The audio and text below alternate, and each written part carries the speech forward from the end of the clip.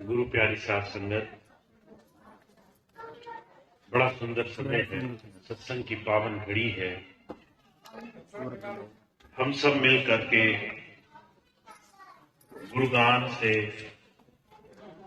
गुरु भक्ति के गीतों से, उनकी याद से अपने इस मनुष्य जीवन के इस क्षण को, इस समय को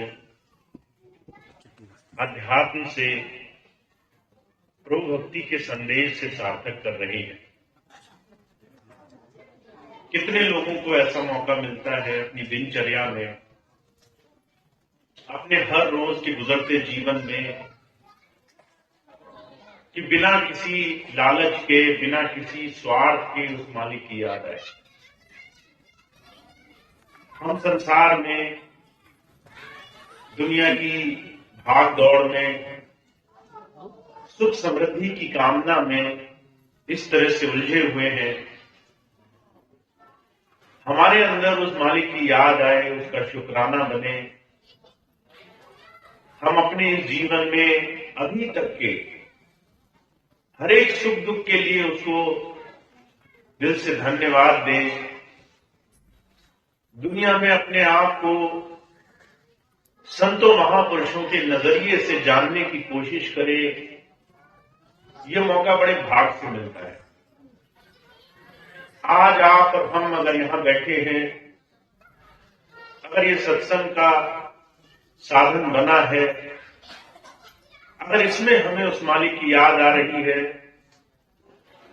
तो ये परमात्मा की ही हमारे जीवन में ये सुनहरे अवसर के रूप में दया बनी है कि हम उसको बैठकर याद कर सकें।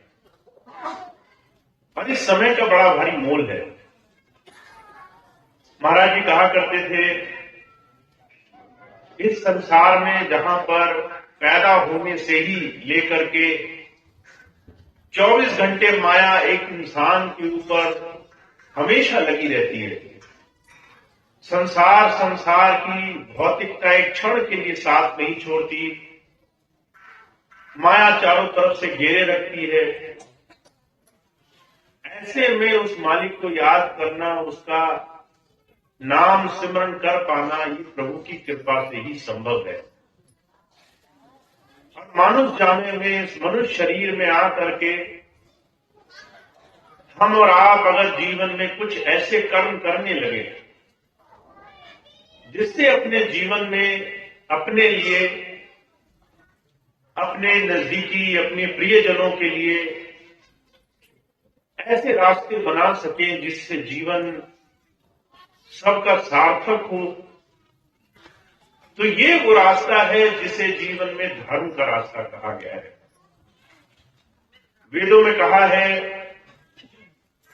प्रभु भक्ति का रास्ता ये नहीं है कि आप जंगल चले जाओ, सन्यास ले लो।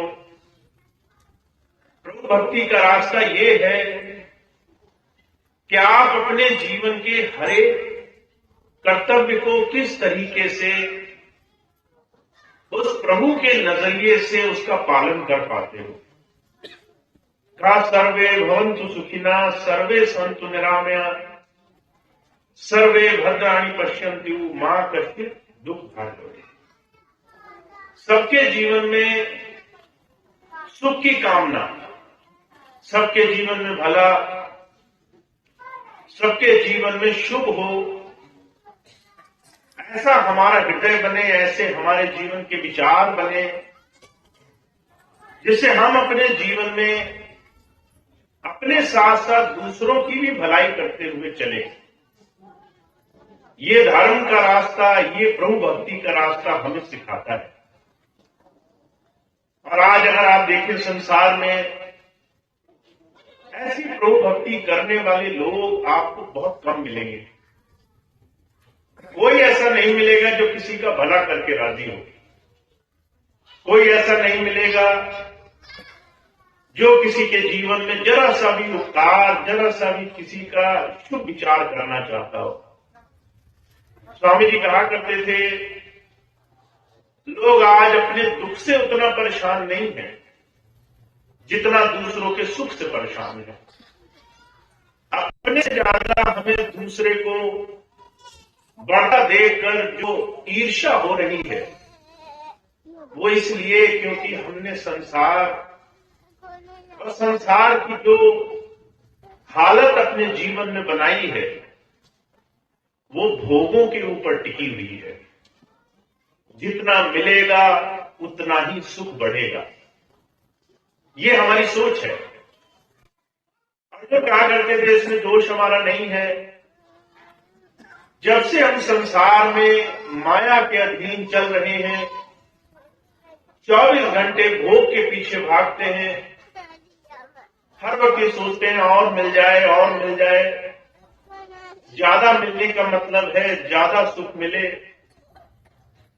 तो हमारे जीवन में ये विचार हमें संसार में सिर्फ दौड़ में अधोगति में ले जाता है।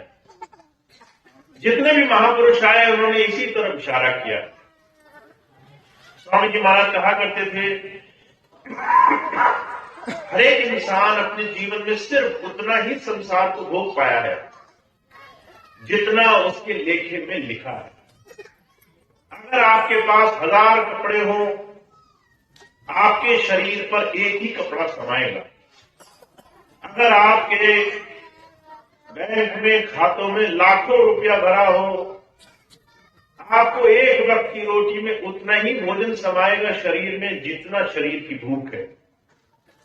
अगर आप हजारों लाखों करोड़ों के मालिक हो, सोने के लिए आपको शरीर बराबर जमीन ही लगेगी, सांस लेने के लिए वही चंद सांसें लगेंगी।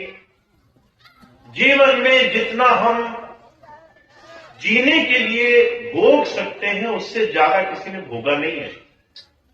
कोई ऐसा नहीं हुआ संसार में जो संसार से अपनी जरूरत से ज्यादा इस संसार को भोग पाया।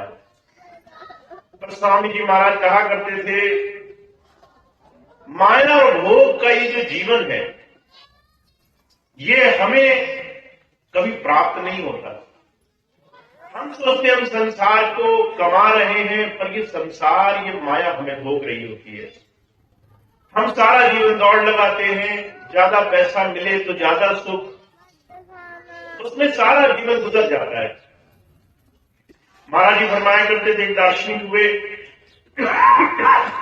वो कहा करते थे सारा जीवन लग करके शरीर गला करके पहले पैसा कमाया, अब पैसा आ गया तो पैसा गला करके शरीर बच जाए उसके लिए हम लगे पड़े हैं। पहले शरीर को भोग लिया, अब पैसा मिल गया तो पैसे को खर्च करके शरीर बनाने की कोशिश में लगे हैं। ये जुगत संसार में माया का ये पसारा संसार में जीवों को नरक के रास्ते पर ले जाता है।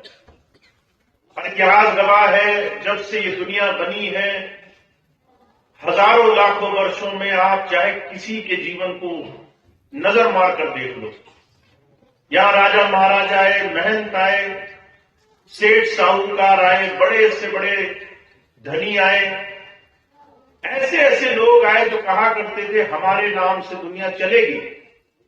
आज उनका नाम लेने वाला कोई नहीं है। ऐसे ऐसे लोग आए जो कहा करते थे जुगों जुगों तक हमारा नाम फैलेगा। आज उनके पीछे उनका नाम लेने वाला कोई नहीं। ये संसार जिस माया में हमें फंसा रही है, संत आते हैं वो कहते हैं ये माया किसी को फली नहीं। अगर संसार में कोई एक चीज है जो जीवन को सुख देने वाली है तो वो है उस मालिक का वो नाम जो जीवन में प्रकट हो गया है। एक नाम तो वो जो आप रख सकते हो, जबान से ले सकते हो, पर शब्दी नाम, अक्षरी नाम सिर्फ धोखा है, क्योंकि सिर्फ हमने उसे जबान से रखा है। जबान से हम नाम रट ले। कबीर साहब कहा करते थे कि हमारे जीवन में मन से और कर्म से दो अलग तरीके से हम भक्ति कर रहे हैं। का माला तो कर्मे पिले, जी फिरे मुखमाए, मनवा तो चौदिश फिरे, ये तो सिमरना है। हम जो है हाथ से माला फेर रहे हैं, जबान से नाम ले रहे हैं, पर क्या ये परमात्मा का नाम हुआ? स्वामी जी महाराज कहते हैं सिर्फ माला फेरने से, सिर्फ जबान से रटने से परमात्मा अगर हमारे जीवन में सुख हमें दे देता तो संसार का हर एक इंसान सुखी होता। आज लोग एक छोड़ 10-10 परमात्मा के नाम रटते हैं। मैंने ऐसे लोग देखे हैं, अगर आप किसी के घर में जाओ, उनके घर में मंदिर बना होता है, मंदिर आप देखो, उनके घर में मंदिरों में अनगिनत परमात्मा की प्रतियां लगी रहती हैं। एक परमात्मा, एक मालिक। और हमें इस बात का भय है कि कौन सा सच्चा है, कौन सा झूठा है। हम हरेक को पूजने को राजी हैं, और अगर कोई कहे कि जितने लगे हैं इनसे ज्यादा शक्तिशाली तो कोई और है, तो हम उसे ढूंढते हैं कि उसका भी हम अपने उस मंदिर में स्थापना करें। महाराज जी कहा करते थे, ये जबान से लेने वाले नामों का विषय नहीं है। जहां मन हमारा संसार में माया में लीन होगा, जहां हम अंदर से संसार की अधोगति में गिरे रहेंगे, दुनिया के पीछे मन से हम 24 घंटे भागते रहेंगे, वहां परमात्मा का नाम नहीं फलीभूत होगा। इसलिए स्वामी जी महाराज क्या कहते हैं, का कलयुग में एक नाम धारा सिमर सिमर नर उतरस पारा। इस संसार में अगर सुख का कोई साधन है, जीवन में सुख की उत्पत्ति का कोई साधन है, तो वो नाम है जो हमारे अंदर प्रकट होता है। भगवान बुद्ध हुए, उनका पहले का नाम सिद्धार्थ था, राजा के पुत्र थे। उनको पिताजी ने सारे ऐश्वर्याम दिए, सारे सुख साधन दिए, दुनिया की कोई भी ऐसी एक चीज नहीं छोड़ी जो उन्हें ना मिली हो, सिर्फ इस विचार से कि ये मेरा लड़का दुनिया के भोगों के आगे कुछ न खोजने लग जाए। और उनका सिद्धार्थ का मन वो खोजी था, जिज्ञासु था। एक दिन महल से बाहर निकले तो उन्होंने 2-3 चीजें ऐसी देखी कि उनका मन पलट गया। पहले सिद्धार्थ, बाद के बुद्ध बने, जिन्होंने अपने जीवन में अंतर में अपने अंदर का अंधकार दूर करके अंदर के प्रकाश से जुड़ने का साधन बनाया। और वो उन्होंने कैसे किया? जो संसार की तमाम माया थी, उस माया का भेद तोड़ करके उन्हें 3 चीजें समझ में आई जो हमें आज समझनी है। पहली चीज बुद्ध ने क्या देखी? एक बीमार आदमी देखा, और ये बात उनके मन में लग गई। एक आदमी जिसका शरीर हम नश्वर नहीं मानते, हम कहते हैं ये अविनाशी होगा, हजारों लाखों वर्ष का जीवन होगा हमारा। हम इस विचार से हर सांस अपनी जी रहे हैं कि हमारी जिंदगी तो न जाने कितनी लंबी है। वो शरीर बीमार भी होता है, उसमें रोग भी लगते हैं। दूसरा एक व्यक्ति देखा जो वृद्ध था, बहुत बुढ़ापे में जर्जर शरीर, कमर टेढ़ी, चलना मुश्किल था, खुद से चलना फिरना शरीर की तकलीफों से घिरा हुआ। बुद्ध के मन में विचार आया, ये शरीर जिसको लोग इतना पूज रहे हैं, इतनी बड़ाई कर रहे हैं, इसकी ये हालत भी होती है। तीसरे दिन उन्होंने एक और व्यक्ति देखा जो 4 कंधों पर शमशान ले जाया जा रहा था। बुद्ध का मन हट गया, कहने लगे हम इस शरीर को इतना सम्मानते हैं, ये तो एक दिन शमशान तक ले जाया जाएगा। ये तो कुछ ही दिन का है, जरा से दिनों की पूंजी है। जो चीज हमेशा रहनी नहीं, उस चीज के लिए इतना ज्यादा क्यों संसार में माया का भ्रम है। हुजूर कहा करते थे, जो चीज कुछ दिन की हो, उस दिन के लिए हम संसार में इतनी मेहनत करते हैं, और जो चीज हमेशा की हो, उस चीज के लिए हम जीवन में एक बल नहीं लगाते। जब जब संत आते हैं, जब जब धर्म की संसार में चर्चा होती है, चाहे आप किसी भी महापुरुष की वाणी पढ़ो, आप गुरु ग्रंथ साहब पढ़ो, आप संतों की वाणी पढ़ो, कबीर साहब हुए, दादू साहब हुए, दूसरे देशों में और संत महापुरुष हुए, सबने यही बात कही कि सिर्फ नाम जीवन का आधार है। वो नाम जो आप अपने जीवन में जीते जी कमा लोगे। और जो लोग कहा करते थे इस नाम को कमाने के 3 साधन होते हैं। पहला साधन सब जानते हैं, हमें अपने अंदर उस प्रभु से जुड़ने के लिए ध्यान साधना में लगना है। आत्मिक साधन, आत्मा से हमें उस प्रभु धारा से जुड़ना है। अब इस साधन को साधु, महात्मा, योगी, बड़े बड़े संत महापुरुष युगों युगों से करते रहे हैं। पर जो कहा करते थे तो और चीजें जो इसके पीछे छुपी हैं उसे हम गृहस्थ लोग नहीं समझ पाते। संत महापुरुष ने जंगलों में जा करके संसार की तमाम चीजों को छोड़ करके भक्ति नहीं करी। उन्होंने अपने जीवन में 2 चीजें ऐसी हैं जो और दिखाने की कोशिश करी है। भक्ति कब फलीभूत होती है? जब आप तन से और मन से भी भक्ति का साधन बनाते हो। तन से भक्ति क्या है? गृहस्थ में जीवन में रहते रहते इस शरीर से अपने जीवन में ऐसा जीवन जियो कि आपका जीवन उदाहरण बने, दुनिया के सामने एक बहुत बड़ी मिसाल बने। अभी मैं देख रहा था थोड़ी देर पहले, छोटे छोटे बच्चे शब्द पढ़ रहे थे। मन में बड़ा अच्छा विचार आया। एक छोटा बच्चा आज के समय में कलयुग में 5, 6, 7 वर्ष की उम्र, अब मालिक की याद में गुरु प्रेम में शब्द पढ़ रहा है। ये माता पिता के संस्कार हैं जो उस बच्चे को दे रहे हैं। ये बिना प्रयास के संभव नहीं है। अगर एक माता पिता घर में बैठ करके 24 घंटे माया माया रटे तो उसके बच्चे में संस्कार आना कितना मुश्किल विषय है। हुजूर कहा करते थे शरीर से, संसार से अपनी तमाम जिम्मेदारियों का इस तरीके से निर्वाह करना कि उससे सब में सुख उपजे। सर्वे भवन्तु सुखिनः, सब में सुख उपजे। सबके जीवन में हमारे आचरण से ऐसा व्यवहार बने जिससे सब में प्रेम, सद्गुण और सुख उपजे।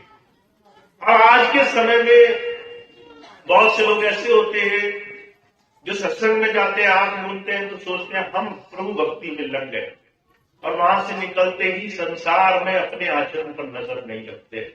बाहर आते ही जैसा चाहे वैसा उनका विचार रहता है।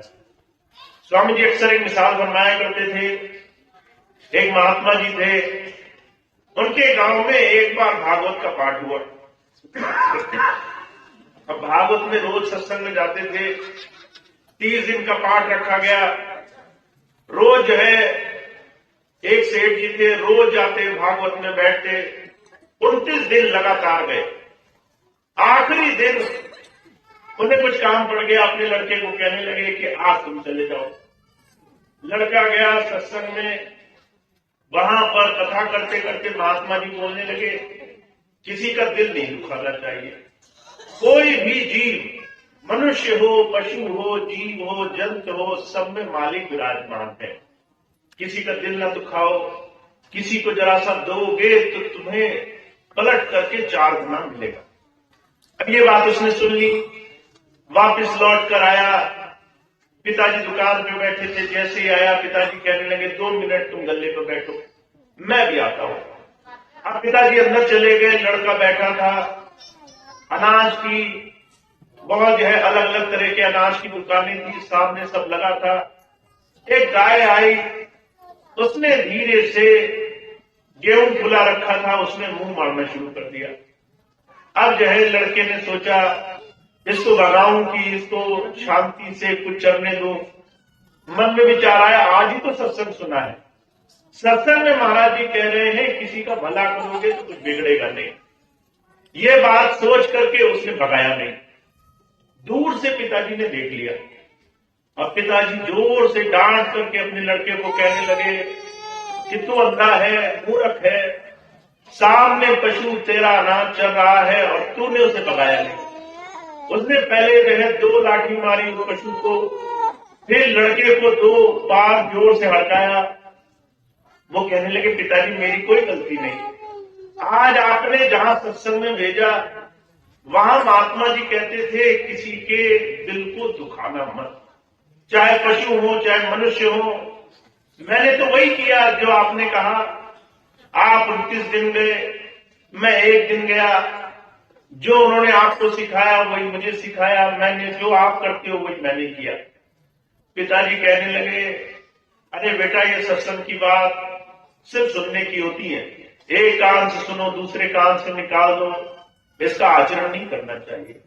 तो स्वामी जी कहा करते थे कि आज के समय में सारा संसार संतों की वाणी को कुछ इसी तरीके से इस्तेमाल करता है कि हमारे जीवन में जब हमें कष्ट आएंगे तभी हम जीवन में सही रास्ते की तरफ चलना शुरू करेंगे। कबीर साहब कहा करते थे कि सारा संसार उस मालिक को दुख में याद कर रहा है, कोई अगर उसे सुख में भी याद करे तो दुख आने की नौबत ही ना आए। पर हालत यह है कि हम संसार में जिस तरह का जीवन जी रहे हैं वो भोग से प्रेरित है, उसमें सिर्फ हमें लाभ दिखता है और वो लाभ हमारे जीवन में बहुत बड़ा नुकसान का कारण है। वो हमारे जीवन में हमें मनुष्यता से, इंसानियत से कोसों दूर ले जाता है।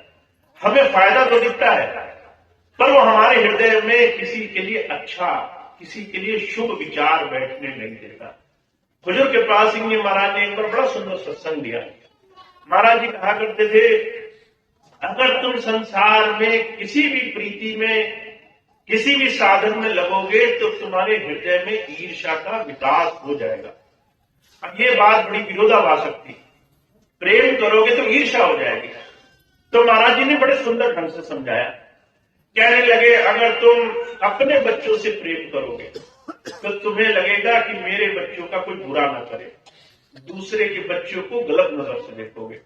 अगर तुम्हारे बच्चों के खिलाफ कोई कुछ कहेगा तो तुम पहले बीच में लड़ने आओगे।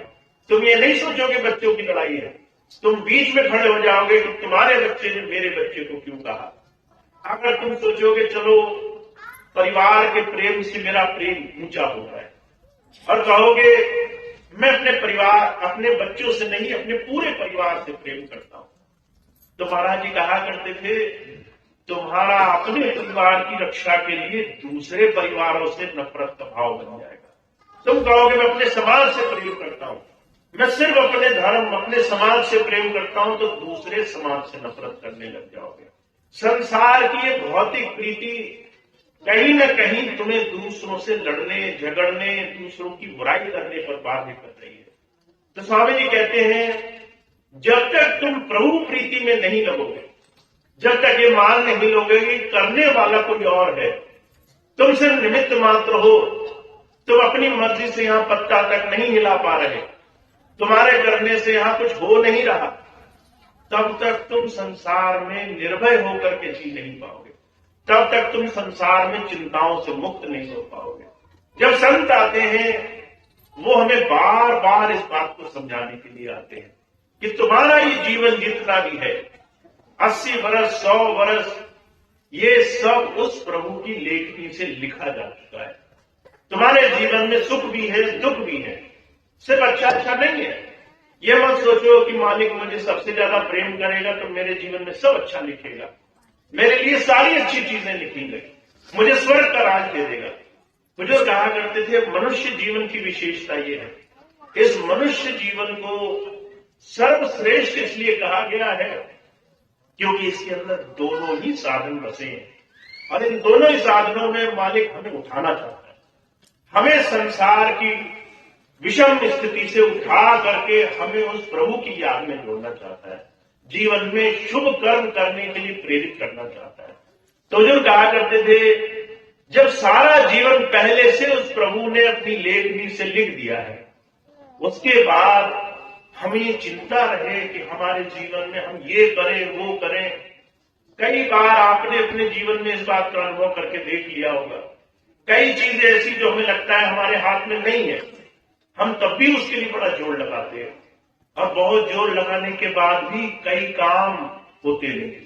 कई बार हमें लगता है कि ये काम बहुत मुश्किल है और पलक झपकते हो जाते हैं, बड़ी आसानी से वो काम पूरे हो जाते हैं। हुजूर कहा करते थे, अगर इस बात का भरोसा हो जाए करता कोई और है तुम सिर्फ संसार में निमित्त हो, तुम सिर्फ उससे प्रेम करो, उसमें प्रेम करके संसार को बरतो, उसका प्रसाद मान करके जीवन में लो। तो जो कहा करते थे फिर भोग नहीं रहता। अगर कोई आपको हाथ में प्रसाद दे, ये प्रसाद है, तो आप ये नहीं कहते कि प्रसाद है तो लाओ 10 किलो दे दो मुझे, मैं फिर जय खूब छक करके खाऊंगा। आप प्रसाद को आशीर्वाद के रूप में लेते हो। थोड़ा थोड़ा जीवन में हर एक दाने का शुक्राना करते हो, हर एक दाने के लिए उस मालिक का धन्यवाद करते हो। तो जो कहा करते थे इस जीवन को उस प्रभु का आशीर्वाद मानो। पहला परिवार, उसके बाद जो भी प्रियजन है, सबका सुख, सबकी अच्छाई, सबकी भलाई के लिए जीवन में कर्म करते चलो। दूसरी बात कह रहे हैं मन से भी, अपने विचारों से भी जीवन में शुद्धता धारण करो। क्योंकि आपके जीवन में आंख बंद करके साधना करना, उस प्रभु धारा से जुड़ना एक विषय है, पर अपने मन और वचन से भी जीवन में नेकी जीवन में लाना, ये आपके जीवन का उतना ही जरूरी विषय है। बिना एक के दूसरा नहीं हो पाएगा। महाराज जी कहा करते थे गंदा कपड़ा हो, आप खूब जो है दावा करो मैंने इसको साबुन से मल करके धोया है, जैसे अगर वो गंदा कपड़ा इस बात का सबूत होता है कि इसकी धुलाई नहीं हुई, वैसे ही संसार में मन और वचन का, संसार में धूमिल होना इस बात की निशानी होती है कि आपकी हृदय में भी प्रभु समाया नहीं है। इसलिए स्वामी जी महाराज कहा करते हैं दिल का हुजरा साफ कर जाना के आने के लिए, ध्यान गैरों का हटा उसको बिठाने के लिए। अगर तुम्हें उस मालिक को अपने दिल में बसाना है तो तुम्हें उसको कर्ता मान करके उससे प्रीति करनी चाहिए। और उससे प्रीति करने का बड़ा आसान सा नियम है कि आप चिंताएं सब उसके चरणों में छोड़ दो, अपने भय सब त्याग दो। आपके जीवन में जो होगा आपके अच्छे के लिए होगा, आपके जीवन में जो होगा आपके जीवन को अच्छा करने के लिए होगा, आपको उस प्रभु के देश तक एक बेहतर इंसान बनाने के लिए होगा, आपको और ज्यादा बेहतर सिखाने के लिए होगा। तो जो कहा करते थे जैसे हम माता पिता हैं, हमारे सामने 17-18 साल की उम्र तक बच्चा एक शिष्य होता है, हम उस उम्र तक बच्चे को सिखाते हैं हर तरीके से। स्कूल भेजते हैं तो उसको स्कूल के मास्टर सिखाते हैं, जब घर आते हैं तो हम उन्हें सिखाते हैं। हम उन्हें ऐसे कहते हैं ये मत करो, वो मत करो, ये करो, वैसे करो। कई बार आपने देखा होगा अगर किसी के घर चले जाए तो हम बार बार कहते हैं कि जो है इनको प्रणाम करो, इनके चरणों को छुओ। हम सिखा रहे होते हैं अपने बच्चों को, हर वक्त उन्हें बताते हैं कि हम कैसे आपको जीवन जीना है। वो जो कहा करते थे ऐसे ही मालिक आपको इस शरीर में सिखा रहा है आपको जीवन कैसे जीना है, अपने जीवन को किस तरीके का बनाना है, जिससे ये निर्भय होकर के जीवन में पूरी तरह से उस मालिक के गुणगान करने वाला बन सके। तो पहली चीज आपके जीवन की बाहरी शुभ कर्म अच्छी और विवेक से संसार में सबका भला चाहने की नियति। दूसरी कह रहे हैं आपके विचार की शुद्धता, आपका विचार भी शुद्ध होना चाहिए। आप हमेशा अपने आप को उस मालिक की दया की दृष्टि से देखो। महाराज जी मिसाल फरमाया करते थे, एक बार एक आदमी था, वो आया करके कहने लगा महाराज मैं देखता हूं दूसरे लोग मुझसे बहुत आगे बढ़े चले जा रहे हैं, जिसको देखो उसके पास मुझसे ज्यादा हो जाता है। कल मैं देखता हूं कोई साइकिल पे चल रहा था, आज उसने मोटरसाइकिल खरीद ली। कल देखता हूं उसके पास झोपड़ी थी, आज उसने जमीन खरीद ली। कल जो है उसके पास सिर्फ जो है जरा सी चीजें थी, आज उसने 10 चीजें खरीद ली। मैं देखता हूं कि सारे लोग मुझसे बड़े आगे बढ़ रहे हैं, मैं अपने आप को बड़ा अभागा मानता हूं। तो महाराज जी कहने लगे कारण ये है कि तुम अपनी तुलना उनसे कर रहे हो जिन्हें तुम अपने आप से बढ़ता हुआ देख रहे हो। एक बार अपनी तुलना उनसे करो जिन्हें परमात्मा ने वो भी नहीं दिया जो तुम्हारे पास है, तो तुम्हारा दिल प्रेम सद्भाव से भर जाएगा। उनसे तुलना करो जिनके पास हाथ पैर नहीं है, तुम्हारे पास हाथ पैर है। जिनके पास स्वास्थ्य नहीं है, बीमार है, जो अस्पतालों में भर्ती है, वो जूझ रहे हैं अपने जान के लिए, अपने प्राणों के लिए, तुम स्वस्थ हो, उन्हें दवाई खानी पड़ती है, तुम ऐसे ही चल रहे हो। उनके जीवन में उनके पास परिवार नहीं है, तुम्हारी देखभाल करने वाले हैं, तुम्हारे साथ प्रेम से बात करने वाले हैं। तो महाराज जी कहा करते थे, जब हम देखते हैं हमारा गिलास खाली है, जब हम देखते हैं कि हमारे जीवन में क्या कमी है, तो हमारे जीवन में सिर्फ दुख उपजता है।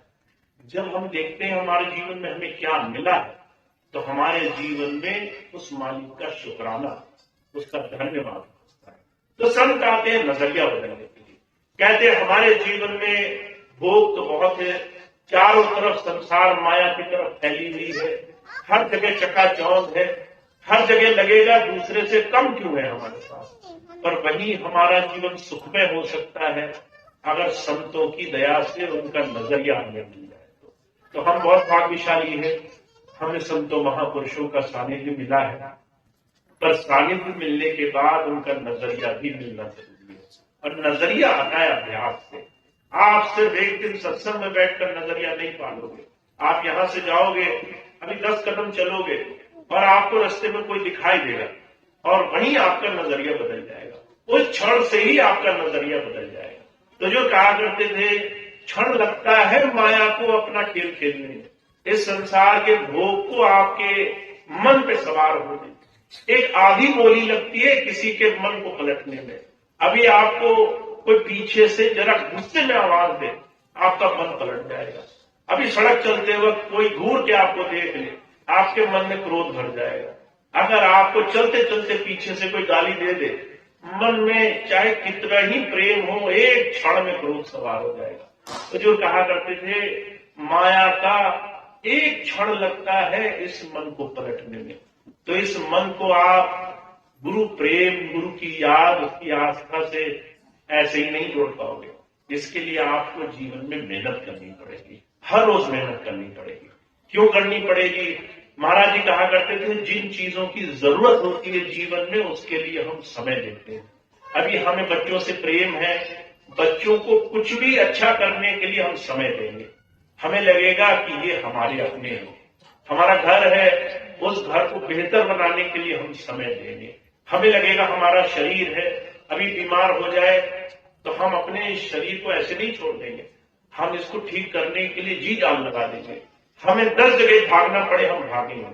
जिस चीज की जरूरत है उसके लिए आप समय निकालोगे, ये हमारे जीवन की एक आवश्यकता है। ऐसे ही आप अगर उस मालिक की याद, उसका शुक्राना, उसका धन्यवाद होने के लिए जीवन में एक आदत बना लो, एक नियम बना लो, नाम से जुड़ने का एक जीवन में संकल्प साधो, तो जाकर के जीवन माया से धीरे धीरे छूटता है। तो हम भाग्यशाली बहुत है, पर इसका लाभ तभी है जब समय रहते हमें लाभ मिल जाए। महाराज जी बड़ी सुंदर बात कहा करते थे, भगवान धन्वंतरी हुए, उन्होंने कहा आपके पास 2 ही साधन है। एक ये कि बीमार पड़ने से पहले ही आपको इस बात की फिक्र हो कि मैं बीमार न पड़ जाऊं और आप पहले से ही अच्छा जीवन जियो। दूसरी ये कि तब तक आप इंतजार करो जब तक रोग नासूर न बन जाए, और उसके बाद आपको दर दर की ठोकर खानी पड़े, दुख भी हो, इलाज के लिए भागा दौड़ी भी हो, पैसा भी जेब से जाए और आखिर में कुछ बचे भी नहीं। तो महाराज जी कहा करते थे, संसार के 2 ही नियम है, या तो पहले से कुछ कर लो, या फिर आखिरी वक्त में ऐसा फंदा पड़ेगा जब जो है बचने की सूरत नहीं बचेगी और मुसीबत में बहुत भाग दौड़ करनी पड़ेगी, तब बस इस बात पर आशा रहेगा कि शायद हमारा जीवन में काम बन जाए। तो समय रहते काम की कीमत है, समय रहते किए अभ्यास की कीमत है। अगर आप अभी उसकी याद में जुड़ गए तो आपका जीवन अभी से सुखमय होगा, अभी से जीवन में उस मान की प्रीति होगी। तो ऐसा सुंदर जीवन मिला है, हमें इसको हर तरीके से अपने लिए और सबके लिए सुखमय बनाने का प्रयास करना है। ऐसा हमें जीवन में रास्ता बनाना है जिससे हम, हमारे प्रियजन, हमारे परिवार, हमारे जो भी साथ हैं, वो हमारे होने से, हमारे साथ, हमारी वाणी, हमारी विचारधारा से जीवन में तरक्की की दिशा में चले। हमारे कुछ भी करने से उनके जीवन में कुछ एक रास्ता आगे का बने। महाराज जी कहा करते थे, जब तुम किसी की अच्छाई करने की भावना से जीवन जीते हो तो जीवन में उससे ज्यादा तुम्हें मिलता है, उससे ज्यादा तुम्हारे जीवन में विकास होता है। तो आपके जीवन में आप बहुत कुछ कर सकते हो, और उसके लिए पहले मन से सबको आगे बढ़ाने की भावना और अंतर उस प्रभु नाम जगाने की भावना से हमें जुड़ना है। तो आप इस रास्ते को जीवन में बनाए, ऐसी मैं प्रार्थना करता हूं। आप हर रोज अपना समय इसमें दें, इसी के लिए मैं बहुत बहुत कामना करता हूं कि आपको जीवन में रास्ता मिले। तो इतनी बात कह के आज का ये कार्यक्रम सत्संग समाप्त होगा। सभी भाई बहनों का बहुत बहुत धन्यवाद है। आज बहुत समय के बाद दोबारा से यहाँ सत्संग का आयोजन हुआ। आपने बहुत सुंदर समय दिया। ये आपके समय का एक बहुत सुंदर सदुपयोग है कि हम जो भी सत्संग की बात है उसको जीवन में लाने का प्रयास करें। एक दो बातें मैं और आपको बताऊंगा।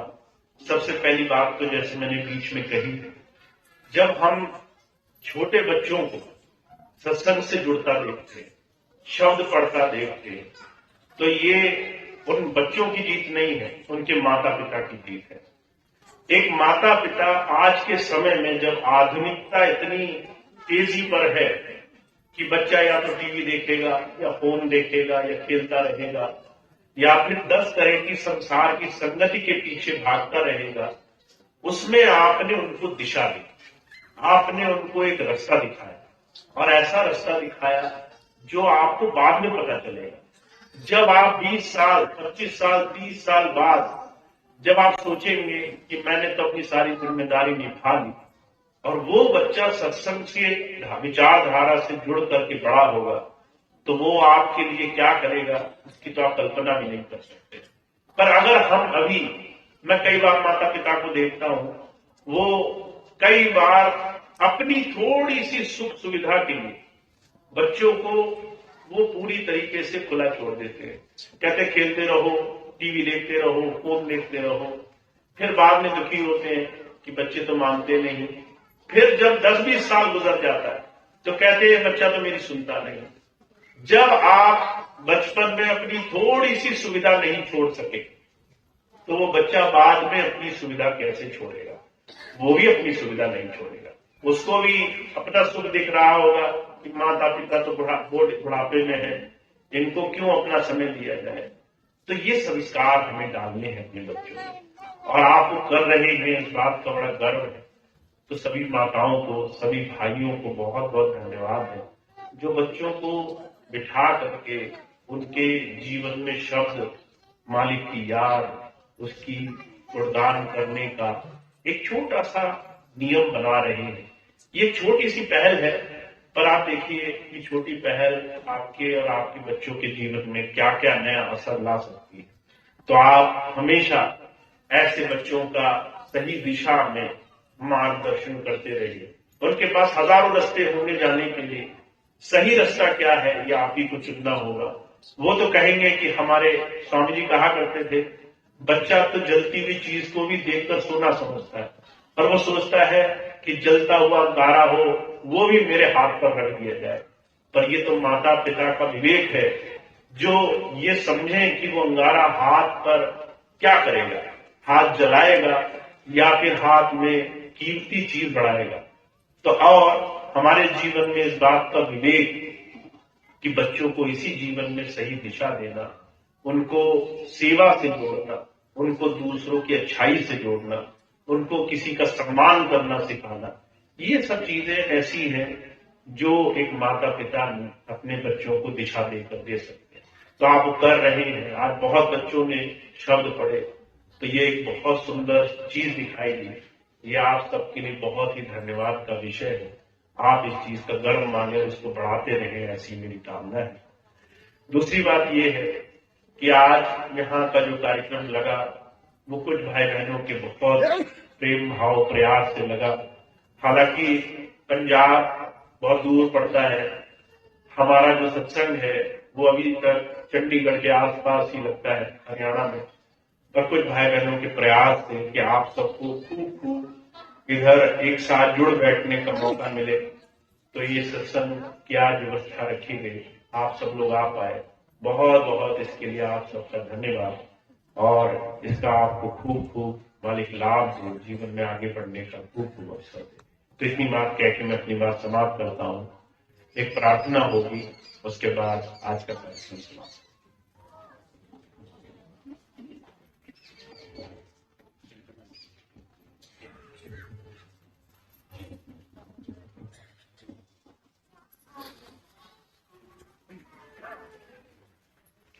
सभी भाई बहन मेरे साथ प्रार्थना करेंगे। तेरे चरणों में मेरे पिता, मुझे था दृढ़ विश्वास। तेरे चरणों में मेरे पिता, मुझे ऐसा दृढ़ विश्वास हो कि मन में मेरे सदा आसरा तेरी दया में हर की आस हो कि मन में मेरे सदा आसरा तेरी दया में हर की आस हो। तेरे चरणों में मेरे है पिता, मुझे ऐसा दृढ़ विश्वास हो। चढ़ आए कभी जो दुख की घटा या पाप कर्म की हो बेतपन, चढ़ आए कभी जो दुख की घटा या पाप कर्म की हो बेतपन, तेरा नाम रहे मेरे चित्र बचा, तेरी दया में हर की आस हो। तेरा नाम रहे मेरे चित बसा, तेरी दया में हर की आस हो। तेरे चरणों में मेरे है पिता, मुझे ऐसा दृढ़ विश्वास हो। ये काम है जो हमने सिर लिया, करे मिल के हम तेरे बाल सब। ये काम है जो हमने सिद्ध लिया, करे मिल के हम तेरे बाल सब। तेरा हाथ हम पर रहे बना, तेरी दया में हर की आस। तेरा हाथ हम पर रहे बना, तेरी दया में हर की आस। तेरे चरणों में मेरे है पिता, मुझे ऐसा दृढ़ विश्वास। तेरे चरणों में मेरे है पिता, मुझे ऐसा दृढ़ विश्वास। तेरे चरणों में मेरे है पिता, मुझे ऐसा दृढ़ विश्वास। बोलिए परम पूज्य स्वामी जी महाराज की जय, परम पूज्य भैया जी महाराज की जय। बोलो स्वामी जी महाराज की जय। सभी भाई बहनों से प्रार्थना है, जिन भाई बहनों को दर्शन करने हैं भैया जी महाराज के दर्शन कर लेंगे, और जिन भाई बहनों को नामदान लेना है, इस वाली बिल्डिंग में हाल में नामदान की व्यवस्था है। वहां पर पहले नामदान ले लेंगे, उसके बाद ही दर्शन करेंगे, उसके बाद ही लंगर प्रसाद छकेंगे। तो जिन भाई बहनों को नामदान लेना होगा, नामदान की व्यवस्था ये सामने वाली बिल्डिंग में की गई है। यहाँ पर आकर बैठ जाएंगे, पहले नामदान यानी दीक्षा ले लेंगे, उसके बाद लंगर प्रसाद लेंगे, उसके बाद ही भैया जी महाराज के दर्शन करेंगे। बोलो स्वामी जी महाराज की जय, बोलो भैया जी महाराज की जय।